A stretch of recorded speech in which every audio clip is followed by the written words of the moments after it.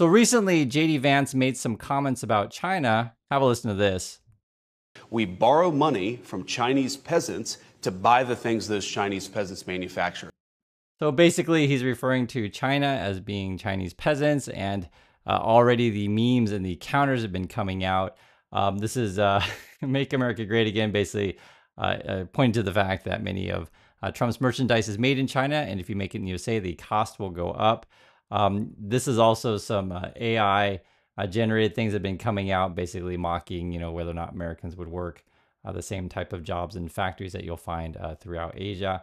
And it's actually interesting to see, though, when you see how much stuff that actually is made in China or other places in the Trump store. So this also came out recently. Check this out. This is the Trump store inside the Trump Hotel. And my question is, how many things inside of here are made in America?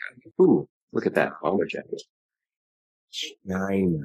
This mug says designed in Oregon, but made in China. What about the classic Stanley Cup?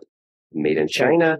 Now this bottom shelf, I don't know what to think about it. This mug says designed in Oregon, but I don't see where it's made. So on this one, I took the price tag sticker off the bottle and there it is. Made in China.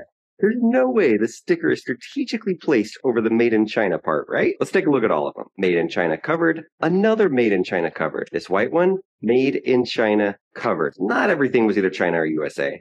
This Las Vegas hat was made in Bangladesh, and this women's golf hat was made in Vietnam. So, none of this stuff is surprising. You guys know this stuff. Like a lot of the goods in the stores in USA are made in other countries. And the Trump people keep saying we're going to bring all these jobs back. So that's why sort of these AI videos of like, oh yes, all these Americans are going to work in said things seem kind of ridiculous.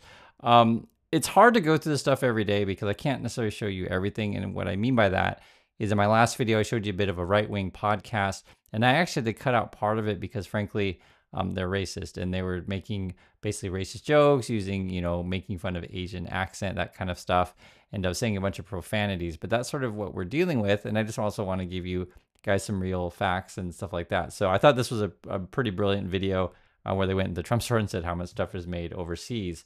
The Trump people, though, if you watch that, and I want to show you a little bit of it, they have a different version of reality. Let's see what they have to say.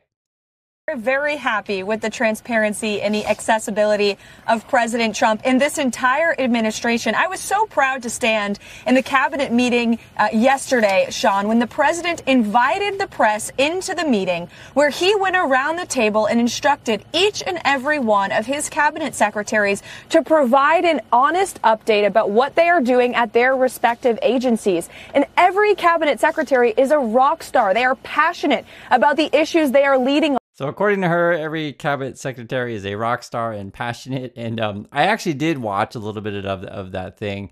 I thought about showing on my channel, but frankly, it's all kind of the same stuff.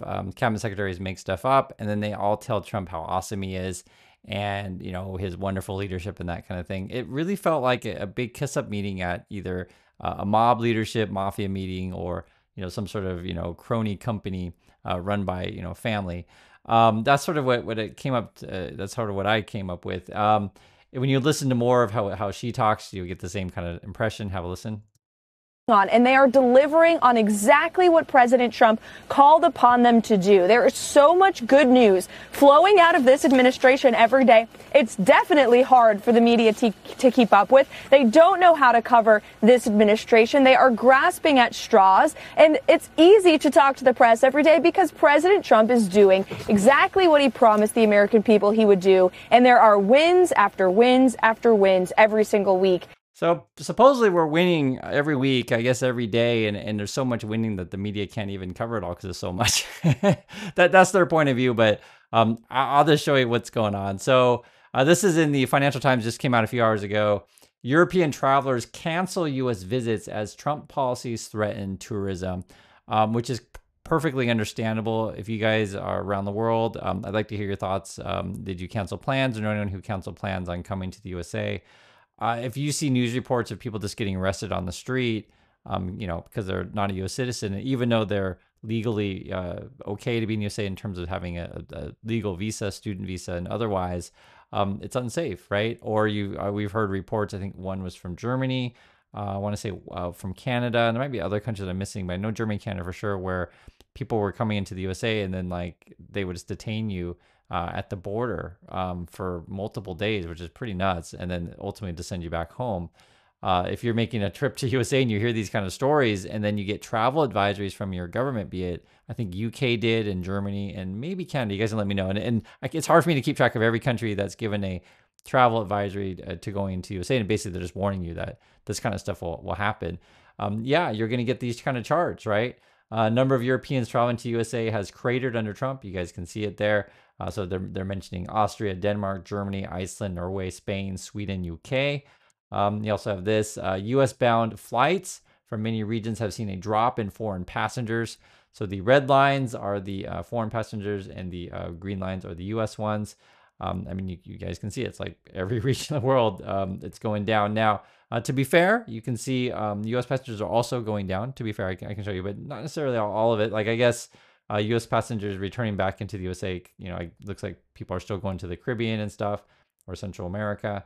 But I'm just showing you guys the actual data.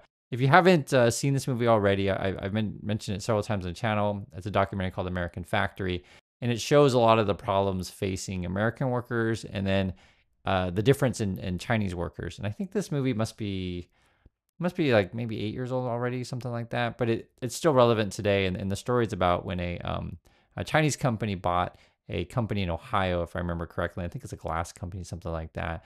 And you'll see the difference in the work years and the working standards between the two countries. And I'll just say this, the way that they run factories in China or other parts of the world just wouldn't fly in the USA. Americans aren't going to go, move to live next to the factory, live in a dorm.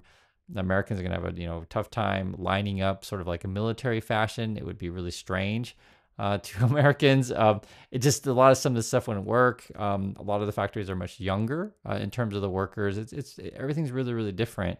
And so this is something that it was brought up in the movie Gung Ho. This would be back in the 80s. American Factory is like an updated version of the movie Gung Ho. This with Michael Keaton. It's a good movie. I used to show this movie in class. There's some problems with the movie, in terms of like some of the cultural portrayals, and it's a bit dated, the movie, but the general story just represents the time that was in the 80s. There was fear of Japan taking over everything, and how would Americans adjust? That's what it was about. And there was another movie like that called Mr. Baseball. I'm a movie guy, so I like to talk about this stuff. If you guys saw this one, again, a lot of these movies have cultural problems with them. They're not perfect, but it does capture the general gist of it, is that, Americans can learn from other countries, and other countries can learn from Americans. That's what the heart of these movies are. And Rising Sun also captures this era as well. When as a kid growing up in the 80s, there was a lot of racism towards Asians, because at that time, again, there was this big fear that Japan was going to take over the country. And for anyone who lived through this period, you remember this stuff. I actually write about this stuff in my book called Positive Angle. I don't mention every single video because I think it's ridiculous to, try to hard sell something like all day, every day. But I do write about stuff in my book because people mention stuff. Hey, Chris, why don't you talk about X? Why don't you talk about X?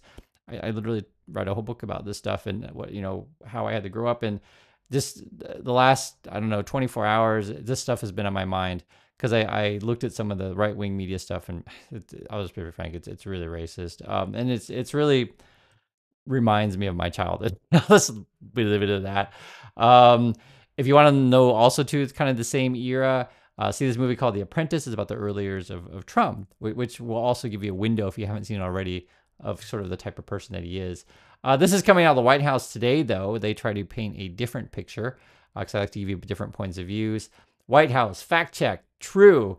And the headline from Fox, I guess, or the lower thirds, if you want to call it that, Trump, I have a good heart, a good soul. And I guess the White House fact-checked that, and that was true. They can fact-check Trump's soul, I suppose. But this is what's going on. He spoke at Air Force One. It says, Trump floats possible exemptions to the 10% baseline tariff. So he's already caving in. I mean, you can see right there. And this was his actual quote. It says, quote, there could be a couple of exemptions for obvious reasons, but I would say 10% is a floor. Trump told reporters on Friday evening aboard Air Force One en route to Florida, right? He's going to go take his golfing down there, I'm sure, do that kind of stuff. He didn't say what the, quote, obvious reasons were, and didn't indicate any new shift in his tariff agenda. So that's Trump. And a lot of what, the people who follow Trump and stuff like that, they have these impressions of what Asia is. I guess you all think that everyone here is a bunch of peasants and stuff like that. I take offense to that to myself. I'm Asian, as you guys know. I live in Busan, and I just want to kind of show you where I am in. I used to live and work in China, Shanghai, Beijing, and Shenzhen. I now live in Busan. It's very close to China. You can see on the map there, Japan is right over there as well. We're right in the middle. There's a more blown up version of Busan. It's a coastal city. It's a fantastic city. I'm thrilled to be here. And if you guys always wonder why I'm smiling every day, it's because I'm happy. I just be honest with you, I'm happy. I like living here. And when JD Vance says this kind of stuff, We borrow money from Chinese peasants to buy the things those Chinese peasants manufacture. I take offense to that also. And I want to give you just different perspectives on things that you may not hear elsewhere. Check this out. This is actually a Chinese view of what Vance was saying and the whole Trumpy stuff. The problem is that in this scenario, to use your metaphor, the US has the bigger gun. And so China ends up having more to lose from this trade war, doesn't it? It can't sustain the loss of 15% of its export market, i.e. what you export to the US. Not at all. China is fully prepared to fight to the very end because the world is big enough that the United States is not the totality of the market in the world. So if the United States wants to go in that direction of completely shutting itself out of the China market, be my guest. Yeah, and China will lose the US market, which, as I've said, is 15%. We don't care. We don't care. China has been here for 5,000 years. Most of the time, there was no United States, and we survived. And if the United States wants to bully China, we will deal with the situation without the United States. And we expect to survive for another 5,000. So what I liked about what he said there is basically like, there was a world before the USA and there's going to be a world after the USA. And, a lot of it is trash talking, right? So yes, the China does care about the USA. So don't, he's trying to downplay that part. But it is true, though.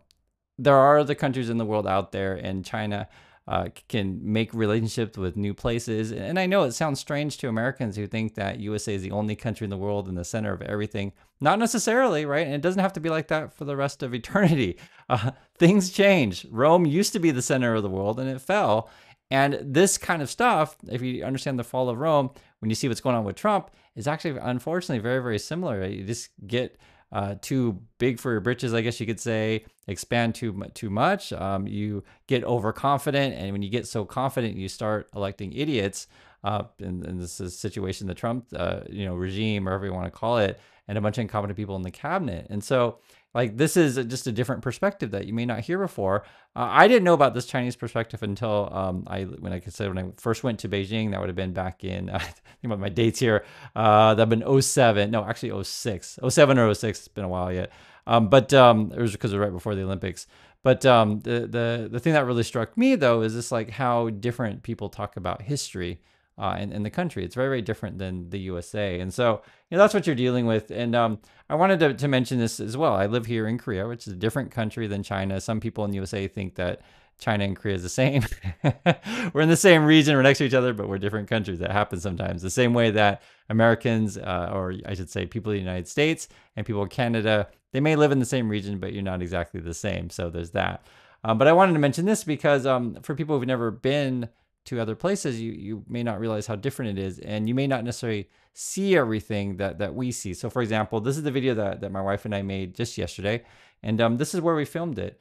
It's actually really pretty here in Busan. It's hard to show you guys everything that we see, because I'll give you an example. This is what it looked like when we were filming. That was behind us, right? Or what we're looking at, I should say, because that's what you guys see, but this is where we were. And I'm just sharing with you because it's how much do I read to say it? I'll put it this way. This is something that I read about in my book. I was bullied a lot as a kid, and basically people would just tell me all the time that Asians were no good, and people like me are, never going to go anywhere, or not important, or not any main characters in movies. Even today on YouTube, most of the channels that you all watch, because I can see it in the analytics if you don't know, it shows what channels your viewers are watching. And basically, pretty much you're watching white people. I'm not saying that white people are bad. I'm not giving that impression at all. I'm just saying I can see it for myself. The landscape is dominated by dudes and by white people. Or if you watch, your mainstream channels, be it MSNBC or whatever, They'll occasionally put an Asian person on there, but it's most likely going to be a female. Chances are it's not going to be a guy. But that's USA, and a lot of people don't like it when I tell the truth, and I'm sorry for that. But sometimes I just have to share some things. Like there's a lot of stuff that you may not know about the world. Like so when I make a video, you may see this, right? But this is what we see. It's a whole other way of seeing the world. It's a different view, right? That you just may never have seen before. When I was a kid, I didn't even know that the city Busan existed. There's no way I would know. No one would ever tell me, right? Because people always tell you this is Busan. We were just there a couple days ago. It's really pretty here, and you can watch my vlog channel if you want to see more of what Busan looks like. I sound like a tour guide for Busan or whatever, but I like here. I think it's a great city. We were out the other day. It's been cherry blossom season here. And I'm just showing you guys this stuff because, again, the way the JD Vances talk, that, it's like acts like we live in these terrible places and everybody's poor. And that's where I live.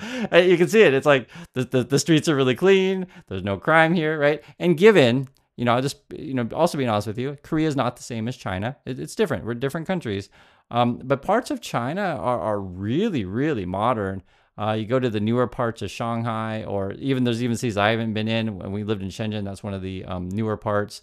Essentially, it's kind of like the equivalent of Silicon Valley in the USA. So a lot of tech companies, etc. And it's just a whole other world. And basically, if you're a MAGA person or watch the Trump people, you just think that USA is the center of the world and that you deserve all the jobs. And the way Americans think is that, like, oh, in our glory days when we were the high school quarterback, we had everything, and the high school princess, right? It was all about us. And then you think you're going to get that big office job because you were the high school quarterback. But that's like decades ago, right? And I mean, that's sort of how Americans think. They just think that they have this privilege, and they deserve to always be number one all the time. And it's been really noticeable the last, I don't know, say week or so. And it's been like that for a while, but I'm just saying it's been noticeable. I've been noticing it in the sort of the discussions when we're having this trade war with China.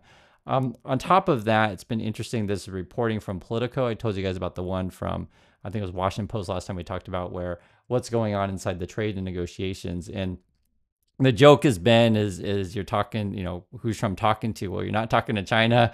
China's been trolling, actually. They've had pretty funny trolls. This is the social media of the Chinese military, and they're just like, are you waiting for a awaited call? Or there's Trump waiting for Xi to call. And that's why I showed you the other viewpoint of the other gentleman was like, well, we've been around for 5,000 years and we're going to be around 5,000 years more. And the problem right now is that Trump is just weakening our power in the USA, and it's really a problem. And I just wanted to illustrate sort of the things that are going on right now. And unfortunately, racism in USA does hold the USA back. So I do appreciate your time, everyone, and I'll catch you on the next video.